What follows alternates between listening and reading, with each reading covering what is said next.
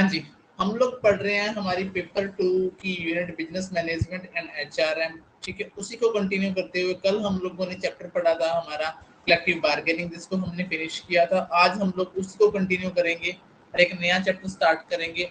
ये हमारा इस यूनिट का आखिरी टॉपिक है, जिसका नाम क्या है? परफॉर्मेंस अप्रेजल इसका नाम है।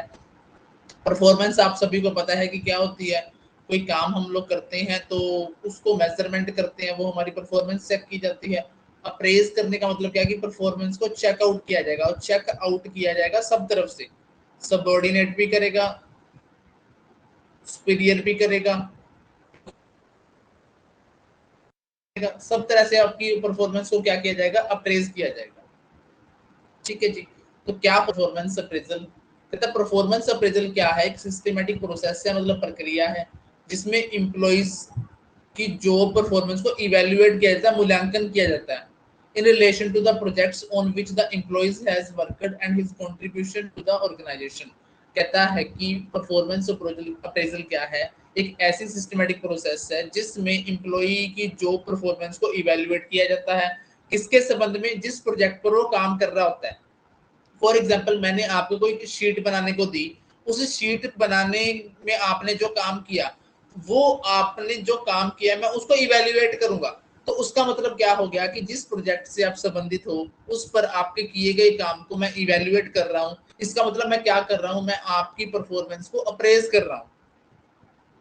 ठीक है, इसको एनुअल रिव्यू और परफॉर्मेंस रिव्यू भी कहते हैं। इसको क्या कहते हैं? एनुअल रिव्यू और परफॉर्मेंस रिव्यू भी कहते हैं।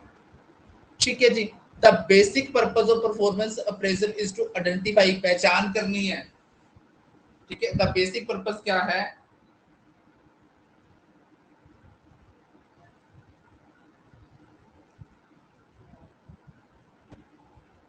The basic purpose of performance appraisal is to identify, पहचान करनी है एम्प्लॉइज की worth and contribution to the company. देखो, एक एम्प्लॉय कितना कंट्रीब्यूशन करता है, कितनी उसकी वैल्यू है, इस चीज की पहचान करनी है। किसके द्वारा? परफॉर्मेंस अप्रेजल के माध्यम से।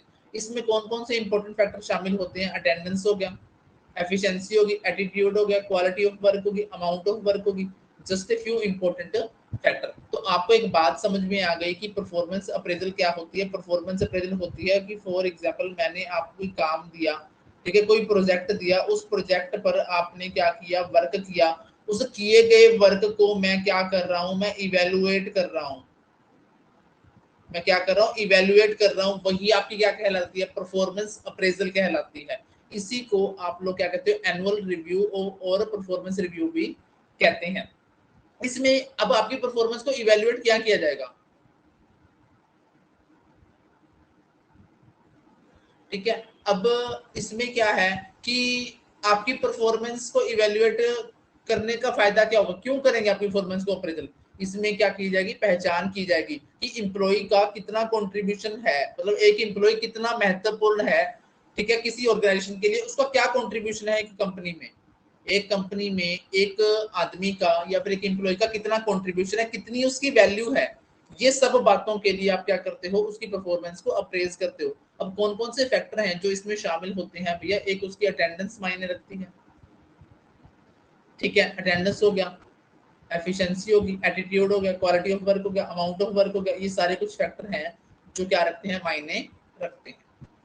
हाँ जी। तो परफॉर्मेंस अप्रेजल को डिफाइन कर दिया है एक प्रोसेस के तौर पर, जिसमें personality and performance of the employee assess किया जाता है। किसके द्वारा? सुपरवाइजर के द्वारा, मैनेजर के द्वारा, against pre defined standard such as knowledge of the job, quality and quantity of the output, leadership ability, attitude towards work, attention, cooperation, judgment, personality, health, initiative and so forth। देखो, सीधी सी बात है, किसी भी employ की performance को evaluate करने के लिए सबसे पहले कुछ स्टैंडर्ड रख दिए जाते हैं, जिससे उसकी तुलना की जाती है। अब स्टैंडर्ड में क्या हो सकता है? स्टैंडर्ड में उसकी नॉलेज हो सकती है,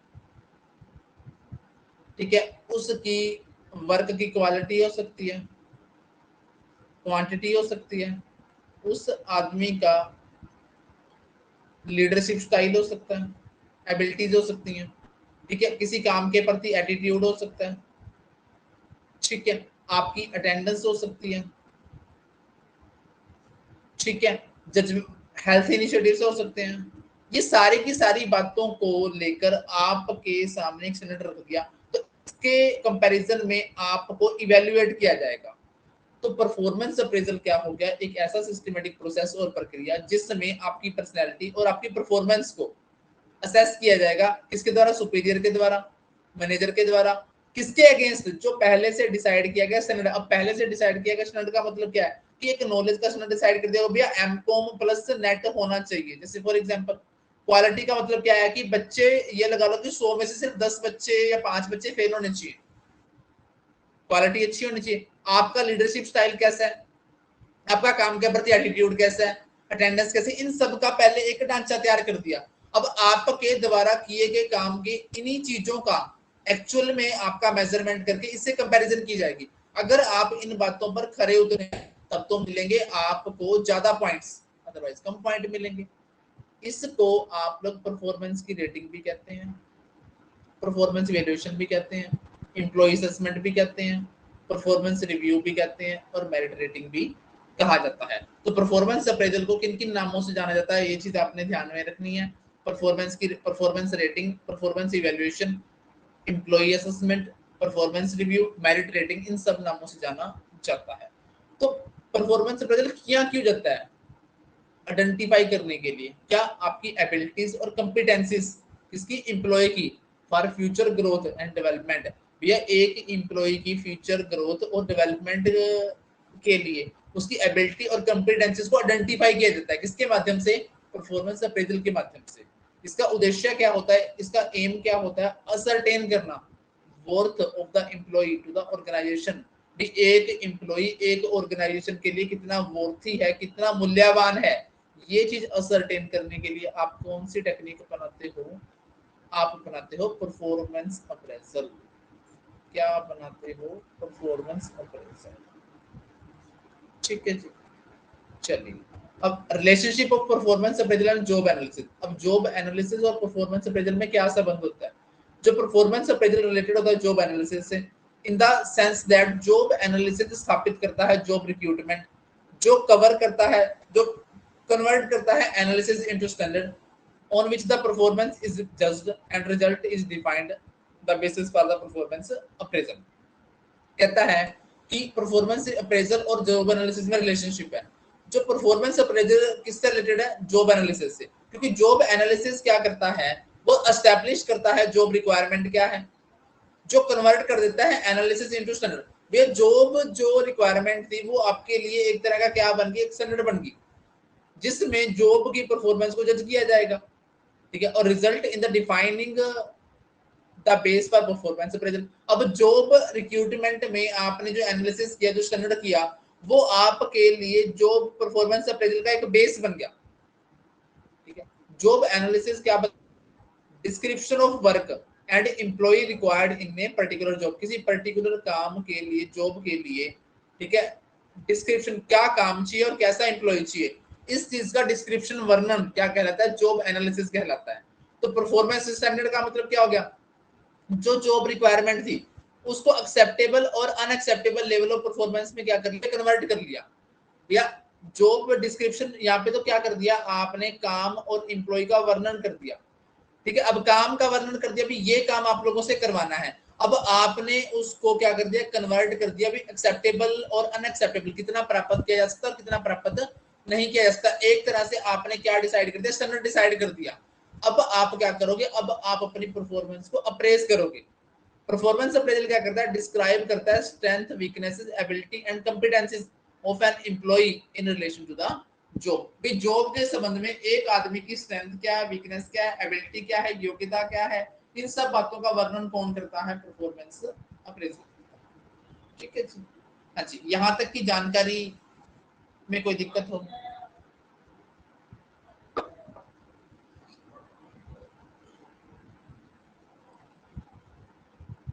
हाँ जी, आगे क्या कहते हैं?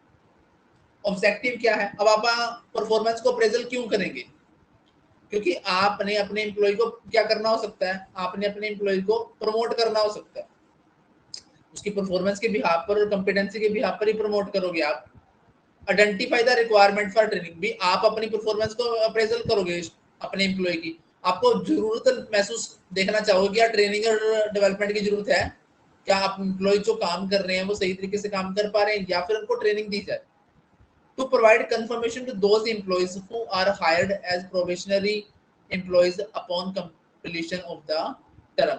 भी जो एम्प्लॉई सिर्फ प्रोबेशन पर हायर किए गए हैं, जो सिर्फ काम के लिए हायर किए गए हैं, प्रोजेक्ट के लिए हायर किए गए हैं, उनको कंफर्मेशन देने के लिए, क्योंकि देखो सीधी सी बात है, आप किसी को काम पर लगा दो, जब तक उसको डर ना हो कि यार मेरी परफॉर्मेंस का इवैल्यूएशन होगा, वो अपनी मर्जी से काम करेगा। जैसे आजकल आप ले सकते हो गवर्नमेंट एम्प्लॉय, ठीक है, आपने ऐसे गवर्नमेंट एम्प्लॉय खासकर टीचर ऐसे देखे हैं जो स्कूल में जाकर कॉलेज में जाकर, ठीक है, सिलाई बुनकर घर आ जाती हैं फीमेल्स, ठीक है, टीचर साइड में जाकर चाय पी के घर आ जाते हैं, ठीक है। अगर उनको डर हो कि हमारे द्वारा किए गए काम का या फिर हमारे रिजल्ट का क्या होगा, इवैल्यूएशन होगा, तो वो ऐसा काम नहीं करेंगे।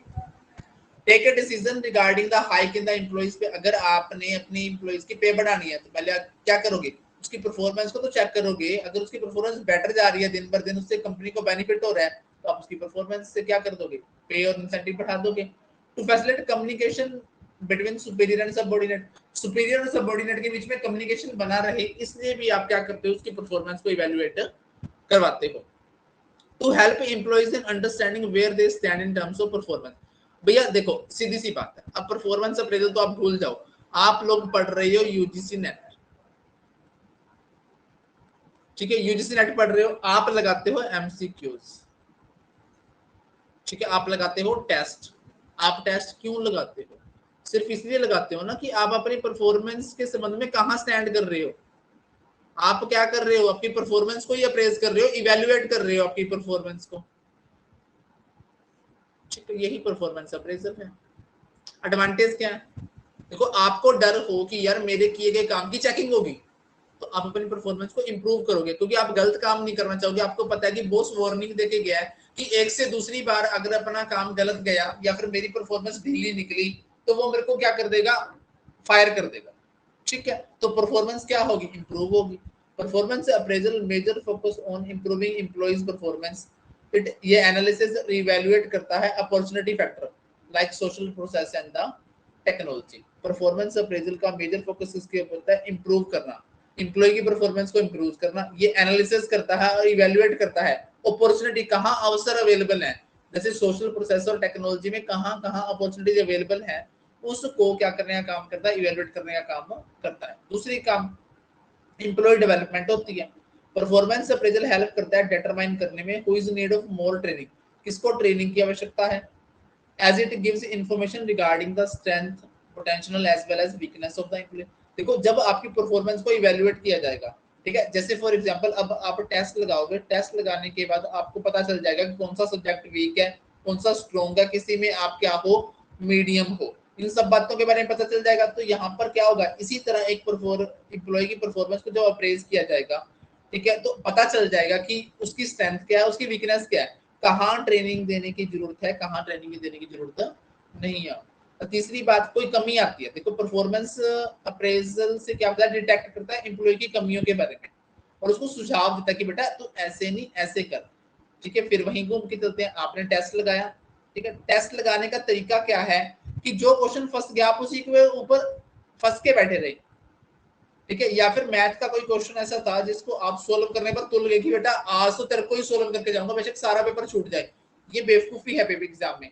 अगर कोई क्वेश्चन आपसे सोल्व नहीं हो रहा तो भैया अपनी जिद नहीं पकड़नी कि मैं तो तेरे को सोल्व करूंगा ही, एक बार इसको ड्रॉप आउट कीजिए, बाकी सारा पेपर निपटाइए। टाइम बच गया तो इससे दो दो हाथ कर लीजिए, नहीं बचा तो कोई बात नहीं, ये कौन सा हमारा पक्का दुश्मन है, ठीक है। इसी प्रकार जब आप अपनी परफॉर्मेंस को क्या करते हो, अप्रेज करते हो, तो आपको आपकी कमियां पता चलती हैं, उन कमियों के ऊपर आपको सुधारात्मक कार्रवाई करने का मौका मिल जाता है। कैरियर ग्रोथ कहता है अप्रेजल क्या करता है, सर्व करता है tool for the employees career planning and development. ये असिस्ट सहायता करता है इन प्रिपेयरिंग ईच एम्प्लॉय स्वोट एनालिसिस। स्वोट आप सभी को पता है कि क्या होता है, स्ट्रेंथ, वीकनेसेस, अपॉर्चुनिटीज और थ्रेट, ठीक है। इसमें जो स्ट्रेंथ और वीकनेसेस होती हैं ये तो इंटरनल होती हैं, अपॉर्चुनिटी और थ्रेट क्या होते हैं, ये आउटसाइड होते हैं। तो परफॉर्मेंस अप्रेजल क्या करता है, एक एम्प्लॉय के कैरियर प्लानिंग में क्या करता है, एक टूल के रूप में काम करता है, क्योंकि ये आपकी सहायता करता है आपका स्वोट एनालिसिस करने में। अब स्वोट आपको क्या बताएगा कि जो जब आप कोई काम करोगे, आपकी काम का क्या होगा, इवेल्यूशन होगा, तो वहां पर आपको क्या पता चल जाएगा, स्ट्रेंथ क्या है और वीकनेसेस क्या है और अपॉर्चुनिटी क्या है। अगर आपको होगा कि यार मैं बेटर काम करूंगा तो प्रमोशन हो जाएगी, ठीक है, परंतु अगर आपको पता है कि अगर बेटर काम नहीं किया तो भैया फायर भी हो जाएगा, ये थ्रेट हो गया, फायर होना थ्रेट हो गया और प्रमोशन होना अपॉर्चुनिटीज होगी। प्रमोशन परफॉर्मेंस अप्रेजल हेल्प करता है मैनेजमेंट डिटरमाइन करने में किस एम्प्लॉय को प्रमोट करना है, ट्रांसफर करना है और रिवार्ड देना है। सीधी सी बात है, अच्छे काम करने वाले को क्या होगा, हमेशा रिवार्ड मिलेगा। बुरे काम करने वाले को क्या हो सकता है, ये तो डिमोशन मिलेगा या फिर फायर हो जाएगा। Motivation appraisal motivate employees to work hard. देखो सीधी सी बात है, अगर आपको पता है कि एक सिंपल सा फंडा है, अगर आपके काम की होनी है चेकिंग, ठीक है, काम की होनी है चेकिंग, और आपको इतना भी पता है कि अगर बेटर काम किया होगा तो आपका जो बॉस आपके काम की क्या करने आएगा, इन्वेस्टिगेशन करने आएगा, जांच करने आएगा, या फिर जिसको आप लोग क्या कहते हैं ऑडिट करने आएगा, वो अच्छे काम की क्या करके जाएगा, प्रेज भी करके जाएगा। प्रेज करके जाएगा तो आपका बॉस हो सकता है कि आपका इंसेंटिव दे दे, आपको बोनस दे दे। इससे आपको क्या मिलेगा, हार्ड वर्क करने का मोटिवेशन मिलता है। इंपॉर्टेंट बात आती है यहाँ पे, इनके नाम भी ध्यान रखने हैं। सबसे पहले ट्रेडिशनल में कौन कौन आता है आपने ध्यान रखना है, ranking, pair, grading, false distribution, false choice, checklist, critical incident method, graphic scale method, essay method, filter view method, confidential report. फिर आते हैं मॉडर्न में। मॉडर्न में कौन आता है, MBO, management by objective, bars इसको बोलते हैं, bars, behaviorally anchored rating scale, assessment center, 360 degree appraisal, cost accounting method. ठीक है जी। अब आपको होगी जी 11 ये हो गए, 5 ये हो गए, 16 तो याद रखने बहुत मुश्किल है। तो आपको लर्न कौन से करने हैं, आपको सिर्फ मॉडर्न वाले लर्न कर लेने हैं। कौन से याद कर लेने हैं, मॉडर्न वाले। मॉडर्न वाले अगर आपको याद है तो बाकी सारे कहाँ चले जाएंगे, वो ट्रेडिशनल में चले जाएंगे, क्योंकि जो मॉडर्न में नहीं आएगा वो ट्रेडिशनल में आएगा। हमें हमेशा कम वाली चीज याद करनी होती है। ठीक है, तो आपको 5 कौन कौन से याद करने हैं भैया, आपको 5 याद करने हैं, एमबीओ, बास, assessment centre, 360 degree, cost accounting. हो गए 5 याद। कौन कौन से, management by objective, behaviourally anchor rating scale, ये आपका क्या होगा, असेसमेंट सेंटर हो गया, 360 डिग्री अप्रेजल हो गया, कॉस्ट अकाउंटिंग मेथड हो गया, ये आपके मॉडर्न मेथड है। हाँ जी, सबसे पहला ट्रेडिशनल मेथड। ट्रेडिशनल मेथड में पढ़ेंगे रैंकिंग मेथड। ठीक है, ये क्या है, oldest and simplest formal systematic method of performance appraisal है, जिसमें एम्प्लॉय की कंपैरिजन की जाती है all other for the purpose of place order of vote. ठीक है, रैंकिंग मेथड में क्या किया जाता है, ये oldest and simplest formal systematic method of performance appraisal है, जिसमें एम्प्लॉय की कंपैरिजन की जाएगी। क्या की जाएगी, कंपैरिजन की जाएगी ऑल अदर के साथ। किस पर्पज से, ताकि आपकी वर्थ क्या है, आपका कितना महत्व है एक ऑर्गेनाइजेशन में, इसके लिए रैंकिंग दी जा सके। The employees are ranked from the highest to the lowest, from the best to the worst. In doing this, employee who is the highest on the characteristics being measured and also the one who is the lowest are indicated. ठीक है, then the next highest and next lowest between highest and lowest until the, ठीक है, तब तक चलता जाता है जब तक आप रैंकिंग दे देते हैं। There are 10 employees to be appraised. There will be a rank कितना होगा, 1 to 10। ठीक है, टॉप कौन होगा, 1 वाला होगा, लोवेस्ट कौन सा होगा, 10 वाला होगा। ठीक है, इस प्रकार 1 to 10 रेटिंग दी जाती है, आपकी वर्थ डिसाइड की जाती है कि आप उसमें एक ऑर्गेनाइजेशन में कितने वर्थी हो। सेकंड है pair comparison. In this method each employee is compared with each other. हर एम्प्लॉय एक दूसरे के साथ कंपैरिजन किया जाता है ऑन वन बेसिस। ठीक है, सवाल पेपर में आएगा कि पेयर्ड कंपैरिजन मेथड में किस प्रकार कंपैरिजन होती है। Each employee is compared with other employee. ठीक है, 1 to 1, 1 on 1 कंपैरिजन बेसिस पे कंपैरिजन होती है। ठीक है, usually based on the one, एक गुण के आधार पर। The rater is provided with a bunch of slips, each coining pair of names. The rater puts a tick mark against the employee whom he insider the better of two। दो देखो, दो लोगों की कंपैरिजन हो रही है, जिसके सामने इसको बेटर लगेगा उसका टिक लगा देगा, इसका क्या लगा देगा, क्रॉस लगा देगा। फिर अगली पर्ची आएगी, ठीक है, जिसको बेटर लगेगा उसके सामने टिक लगा देगा, दूसरे के सामने क्रॉस लगा देगा। The number of time this employee is compared as better with other determine the his or her final rank. देखो यहाँ पर ये सिलेक्ट हुआ था, उसकी कंपैरिजन दूसरे आदमी के साथ कर दी।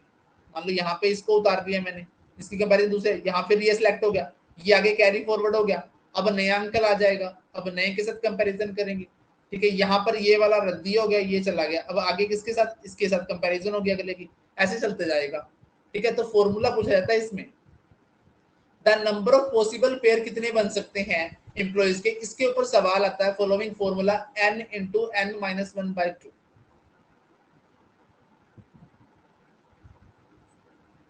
ठीक है, ये फॉर्मूला पूछा जाता है। ठीक है, ये आप ध्यान में रख लीजिए, आपको मैथ में भी काम आ जाएगा। सम ऑफ n नेचुरल नंबर का फॉर्मूला है ये। ठीक है, तो आपसे पेपर में सवाल क्या आएगा कि पेयर्ड कंपैरिजन मेथड में जो 1 to 1 का फॉर्मूला होता है वो कौन सा होता है, वो होता है n into n minus 1 by में 2। इसके तहत आप पता लगा सकते हो कि कितने possible pair of are employees given employees बन सकते हैं। इसमें 1 to 1 की कंपैरिजन की जाती है, एक एम्प्लॉय को दूसरे के साथ कंपैरिजन करते जाते हैं। ठीक है, जैसे फॉर एग्जांपल कहता है कि 5 टीचर हैं, अब 5 टीचर के कितने जोड़े बनेंगे, 5 into 5 minus 1/2।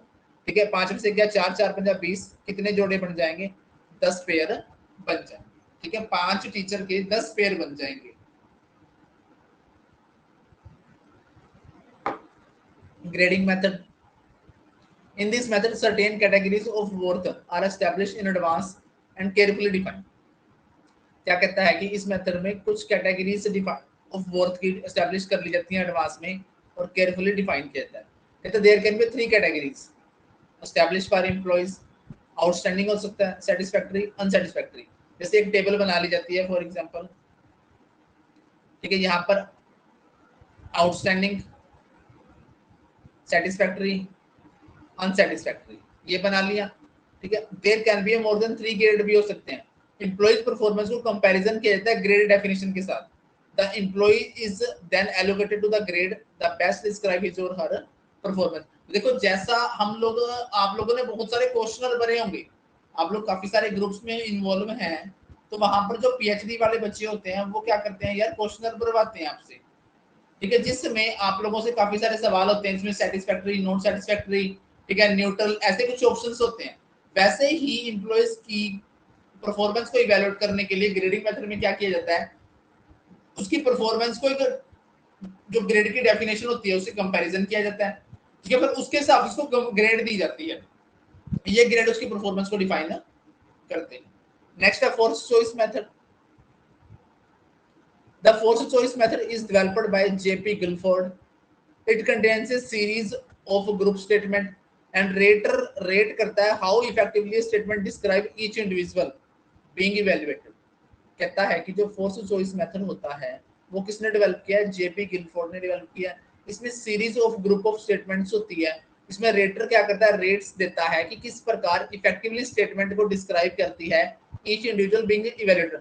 B how rater rate देता है कि किस प्रकार कितनी प्रभावशीलता एक स्टेटमेंट वर्णन करती है इंडिविजुअल का। Common method of force choice method contains में 2 स्टेटमेंट होती हैं, एक पॉजिटिव और एक नेगेटिव। जैसे give good and clear instruction to the subordinate, ये पॉजिटिव होगी।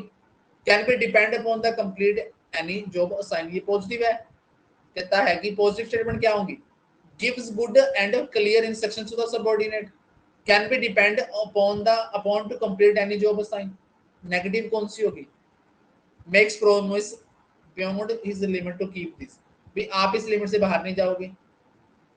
इनक्लाइंस टू फेवर सम एम्प्लॉइज, भी किसी एम्प्लॉइज की फेवर नहीं करोगे, ये नेगेटिव है और ये पॉजिटिव है। ठीक है, अब पॉजिटिव नेगेटिव के दायरे में डालकर क्या किया जाएगा, उसको रखा जाएगा। ठीक है, एम्प्लॉइज को पॉजिटिव और नेगेटिव दायरे में डाला जाएगा। पॉजिटिव वाले को कंसीडर किया जाएगा, बेटर परफॉर्मेंस मानी जाएगी। नेगेटिव वाले की परफॉर्मेंस क्या मानी जाएगी, खराब मानी जाएगी। फिर checklist method. The basic purpose of utilizing checklist method is to ease the evaluation burden upon the rater। भी जो बेसिक पर्पस है चेकलिस्ट मेथड यूज करने का, उसमें क्या करना है, कम करना है किसका, रेटर का बर्डन को कम करना है। इसमें इस series of statement question with answer yes और नो आएगा, prepared by the HR department. The checklist is then presented to the rater को दे दी जाएगी। ठीक, appropriate answer relevant to the appraisal. देखो अप्रेजल के अकॉर्डिंग आपके सामने यस नो वाले यहाँ पर होंगे। ठीक है, काफी सारे क्वेश्चंस होंगे ऐसे, टिक करना है नहीं करना, ठीक है, गलत सही सही गलत, जो आपको ठीक लगेगा। ईच क्वेश्चन कैरीज ए वेटेज होगी हर क्वेश्चन की, रिलेशनशिप टू द इम्पोर्टेंस। एक बंदे की काम की इंपॉर्टेंस के हिसाब से हर क्वेश्चन की क्या होगी, वेटेज होगी। ठीक है, उस वेटेज को आप क्या करोगे, उसके काम के हिसाब से इवेल्युएट करोगे और उसके क्वेश्चनों को क्या करोगे, यस नो दोगे। फिर आता है critical incident method. In this method rater focus करता है his or her attention on those key and critical behavior that make the difference between the performing a job noteworthy manner effectively और ineffectively।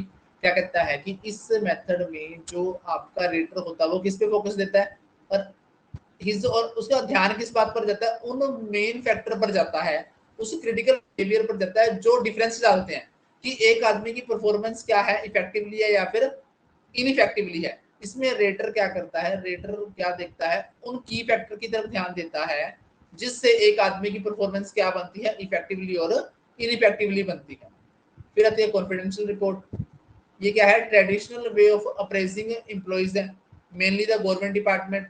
Evaluation is made by the immediate boss और supervisor for giving effect to promotion and the transfer. देखो सीधी सी बात है, एक bank में हम लोग काम कर रहे हैं, बैंक में हम लोग है क्लर्क, हमारे ऊपर है एक मैनेजर, ये इमीडिएट बॉस है हमारा, गवर्नमेंट बैंक में हम लोग काम कर रहे हैं। इसके द्वारा मेरी एक कॉन्फिडेंशियल रिपोर्ट किसको भेजी जाएगी, सरकार को भेजी जाएगी। किस पर्पज से भेजी जाएगी कि क्या करना है, प्रमोशन करनी है या फिर ट्रांसफर करनी है। ऐसे method is the simplest one among the various appraisal method. In this method the rater write a narrative description on the employee's strength, weakness, past performance, potential suggestion for the improvement. Its positive point is that simple in use, doesn't require complex format, extensive specific training to the complete। देखो हर employ के बारे में, हर employ के बारे में जो rater होगा वो क्या करेगा, लेंथी ऐसे लिखेगा, उसकी स्ट्रेंथ वीकनेसेस, ठीक है, past performance, potential performance, improvement के लिए क्या सजेशन है, हर एम्प्लॉइज के लिए क्या लिखेगा, लंबी लंबी लाइनें लिखेगा। ये मेथड क्या है, इजी टू कहते हैं, यूज है। ठीक है, और अगली खास बात क्या है, इसके लिए कोई स्पेसिफिक परफॉर्मेंस या ट्रेनिंग की जरूरत नहीं पड़ती। इसमें आपकी परफॉर्मेंस को आपके जो रेटर होगा उसके द्वारा क्या किया जाएगा, सिंपलेस्ट फॉर्म में एक ऐसे की फॉर्म में प्रेजेंट किया। Graphic rating scale. Graphic rating scale is one of the most popular and simplest technique for appraising performance। इसको linear rating scale भी कहा जाता है। इसमें printed appraisal form is used to appraise each employee। हर employee को appraise करने के लिए प्रिंटेड अप्रेजल फॉर्म यूज किया जाता है। The form list trait such as quality and reliability बताता है and range of job performance characteristics from unsatisfactory to outstanding for each trait. इसमें क्या होता है भाई मामला, ये वाला फॉर्म क्या करता है, इसमें कुछ गुणों की लिस्ट होती है, मतलब क्वालिटी और रिलायबिलिटी के बारे में कुछ लिस्ट होती है, और रेंज होती है जॉब परफॉर्मेंस की, कैरेक्टरिस्टिक्स की, unsatisfactory to outstanding. Her trade के लिए जो रेटिंग होती है वो डन किसके बिहाफ पर होती है, पॉइंट्स ऑन द कंटिन्यूम। भी आपके द्वारा किए गए काम के हिसाब से आपको पॉइंट मिलेंगे। The common practice is to follow 5 point scale होता है।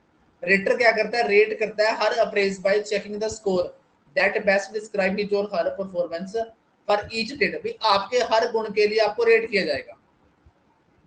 ठीक है, assigned value for the trades are then total, फिर उसका टोटल कर देगा। हर अप्रेजर के लिए, हर आपको क्या बोलेंगे उसको, हर ट्रेड के लिए आपको क्या किया जाएगा, रेट दिया जाएगा। ठीक है, हर उसके लिए आपको क्या दिया जाएगा, रेट दिया जाएगा। वही आपकी क्या कहलाएगी,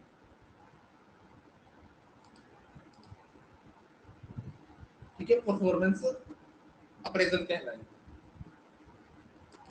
ठीक है जी।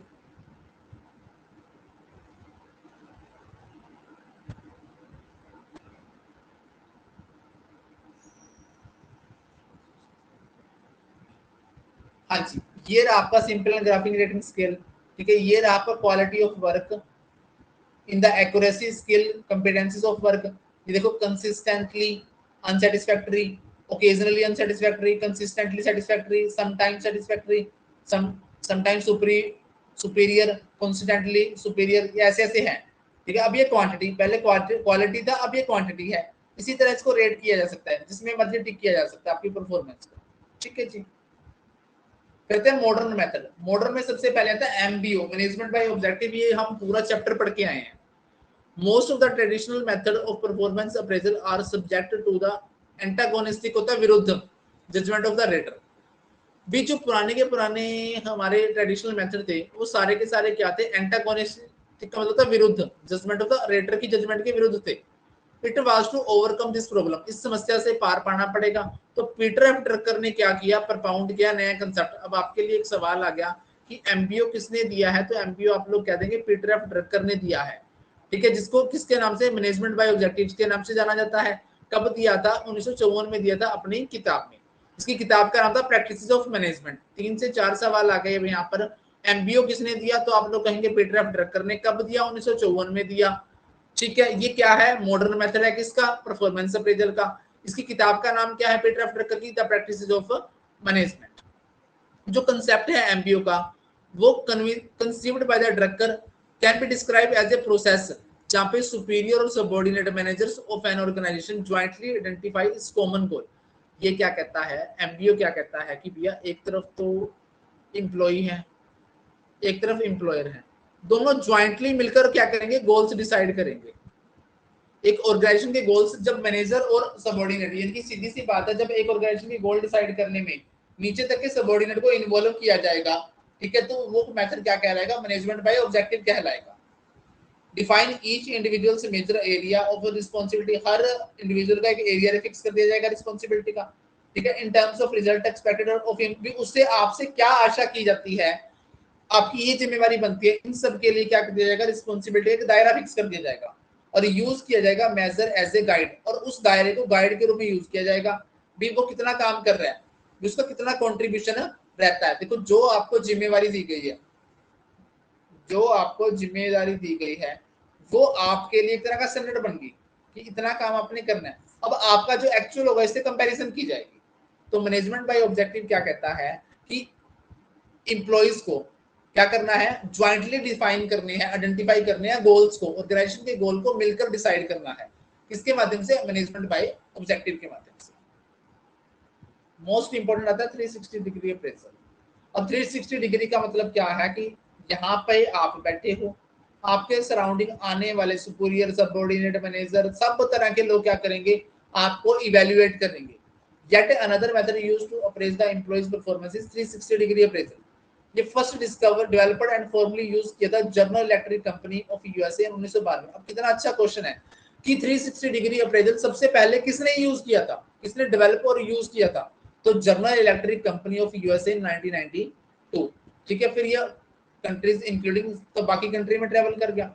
360 डिग्री अप्रेजल क्या कहता है, performance information such as employees की skill, ability, behaviour, all around collection की जाएगी एम्प्लॉइज की, सुपीरियर से भी, सबऑर्डिनेट से भी, पीयर से भी, कस्टमर से भी और क्लाइंट से भी। देखो, इसमें सारे आ जाएंगे, इसमें सुपीरियर भी आएगा, सबऑर्डिनेट भी आएगा, कस्टमर भी आएगा, क्लाइंट भी आएगा। सब से आपके बारे में, आपके बिहेवियर के बारे में, आपकी स्किल के बारे में, ठीक है, ऑल अराउंड क्या किया जाएगा, मामला इकट्ठा किया जाएगा। वही परफॉर्मेंस क्या कहलाएगी, 360 डिग्री अप्रेजल कहलाएगी।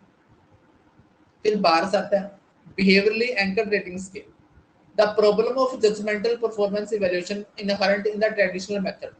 देखो, जो पुराने वाली अपने ट्रेडिशनल मेथड पढ़े हैं, उसमें रेटर अपने मन से क्या करता था, जजमेंट करता था।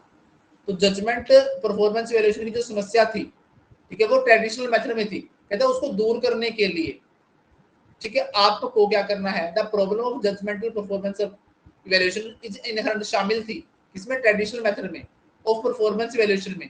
तो कुछ organisation to go for objective evaluation के लिए जाना पड़ेगा। ऑब्जेक्टिव इवैल्यूएशन का मतलब क्या होता है कि जब आप बिना पार्शियलिटी के, बिना पक्षपात के काम करते हो, तो वो ऑब्जेक्टिव काम होता है। तो इसके लिए आप कौन सी टेक्निक यूज करोगे, BARS, behaviourally anchored rating scale use करोगे। कब से शुरू हुई है, 1960 से। BARS are description of various degrees of behaviour with regard to a specific performance dimension, आपकी परफॉर्मेंस की एक डायमेंशन कुछ सीमाएं डिसाइड करती हैं, जिसमें क्या किया जाएगा, आपके बिहेवियर के क्या किया जाएगा, डिस्क्रिप्शन वर्णन किया जाएगा। किसका वर्णन किया जाएगा, आपके बिहेवियर का क्या किया जाएगा, वर्णन किया जाएगा। ये रही, ठीक है। अब एक सेकंड रुकना, हाँ जी, आपको 7 पॉइंट स्केल दे दिया। देखो आपको एक स्केल कब मिलेगा, जब आप एक्सट्रीमली पुअर होगे। Can expect to take extended coffee breaks and roam round, वैसे ही घूमता रहता है। पुअर 2 कब मिलेंगे आपको, inform only A part of the customer, सिर्फ कस्टमर के पार्ट पे जब अप्रेजल होगी आपकी। बिलो एवरेज कब होगा, 3 मिलेंगे आपको, ठीक है। Can expect to unload the truck when asked by the supervisor, ठीक है, भी उसके द्वारा जब कहने पर ही ट्रक लोड किया जाएगा। बिहेवियर की बात कर रही है। आपको 7 तरह के पॉइंट मिलेंगे, ठीक है, जिसमें से एक्सट्रीमली गुड कब मिलेगा, 7 पॉइंट मिलेंगे आपको। गुड में आपको 6 पॉइंट मिलेंगे, अबव एवरेज में 5 पॉइंट मिलेंगे, एवरेज में 4 मिलेंगे, बिलो एवरेज 3 मिलेंगे, पुअर में 2 मिलेगा और एक्सट्रीमली पुअर में क्या मिलेगा, 1 मिलेगा। यहाँ पर आपका बिहेवियर है। 7 कब मिलेंगे, जब कैन एक्सपेक्ट ट्रेनिंग टू, आप जब वैल्यूएबल सजेशंस दोगे, सेल बढ़ाने के सजेशन दोगे, पॉजिटिव रिलेशनशिप होगा कस्टमर के साथ, यानी सीधी सी बात, जब सब कुछ सही जा रहा होगा तब आपको 7 पॉइंट मिलेंगे, ठीक है। Can expect to initiate creative ideas दोगे, सेल को इंप्रूव करोगे, तब 6 मिल जाएंगे। अबव एवरेज कब मिलेंगे, ठीक है, जब आप कीप इन टच रहोगे कस्टमर के साथ। एवरेज कब माना जाएगा आपको, जब आप मैनेज करते हो टिपिकलिटी के साथ, to deliver the goods in time, समय पर चीज पहुंचा देते हो, पर तो मुश्किल से, ठीक है। इस तरह से आपका बिहेवियर को जज किया जाएगा, 7 पॉइंट स्केल में किया जाएगा। लो जी, परमात्मा का नाम लेके हमने क्या कर दिया, बार्स पढ़ दिया, 360 पढ़ दिया, एमबीओ पढ़ दिया, ठीक है। कॉस्ट काउंटिंग हम लोग पढ़ते ही अलग से पढ़ते हैं, ठीक है। असेसमेंट सेंटर में क्या होगा, आपकी परफॉर्मेंस को नॉर्मली असेस किया जाएगा, ठीक है। कॉस्ट अकाउंटिंग में हम लोग कौन सी मेथड पढ़ते हैं, हम लोग रेशियो पढ़ते हैं, ठीक है। तो इस तरह के कुछ मेथड किसमें पढ़ेंगे, हम लोग कॉस्ट अकाउंटिंग में पढ़ते हैं। तो आज आपका ये बुक